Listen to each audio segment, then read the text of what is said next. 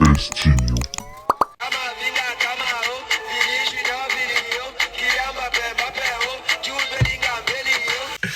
Plus sérieusement les gars, je suis très content aujourd'hui. J'ai été très content ce soir. 5-2 pour le FC Barcelone contre le Real Madrid. Honnêtement, j'étais pas très inquiet pour cette finale de Super Coupe.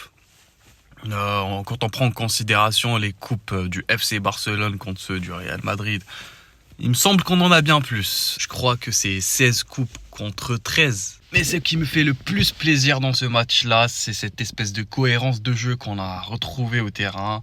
Ça sent bon pour le Barça. Ça sent bon parce qu'après ce genre de match, on remonte très très vite la pente. Et vu que le Barça est actuellement dans une petite crise, ou c'est pas une crise, mais c'est une espèce de crise, ça fait du bien. Comme dans la majorité des classicos, l'arbitre a été contre nous. C'est plus hal à Madrid, mais c'est hal à l'arbitre. À aucun moment le premier but est compté normalement.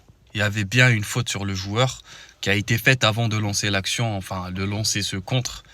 Et je trouve que Inigo a été horrible au passage. Inigo Martinez, un joueur que je ne supporte plus. C'est vrai qu'il a certains matchs, il sort des bangers, c'est un bon joueur, mais il lui manque cette espèce de régularité. Et Dieu sait que le Barcelone a besoin de régularité. Notre trident d'attaque, je trouve que rien n'a changé. C'est toujours aussi bien pour Lamine Yamal et Rafinha, Lewandowski. Lewandowski est un peu absent, mais ça peut se faire comprendre par un manque d'aération de ballon, j'ai envie de dire. Parce que le ballon ne circule pas partout dans ce club. L'équipe joue exclusivement dans le côté droit. Toutes les passes vont vers le côté de Yamal et Koundé. Et pour les actions du côté gauche, c'est soit des longs ballons qui arrivent pour Rafinha, soit c'est Baldé lui-même qui crée l'action. C'est toujours comme ça. On a eu notamment le retour d'Araujo, que j'ai pas du tout aimé. Après, je lui en veux pas, c'est un retour de blessure. Il n'a pas joué pendant 6 mois à peu près. C'est pas aussi évident qu'on le pense. Mais je trouve qu'il n'a plus sa place dans cette défense du Barça. Quoique, je le mettrais bien à la place de Jules Koundé. Jules Koundé, ça va surprendre tout le monde, mais Jules Koundé, c'est un joueur, je le trouve pas efficace. Je le trouve pas efficace, je le trouve pas percutant. Zéro technicité. Mais la concurrence est rude. Et c'est pas une mauvaise chose.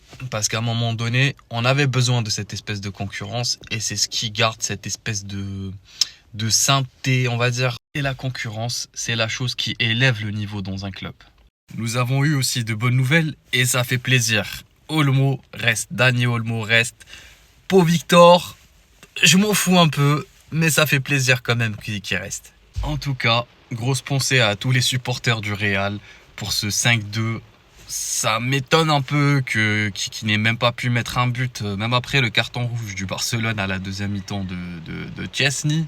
Et je vous souhaite une agréable soirée et à très très très très bientôt pour le prochain Classico.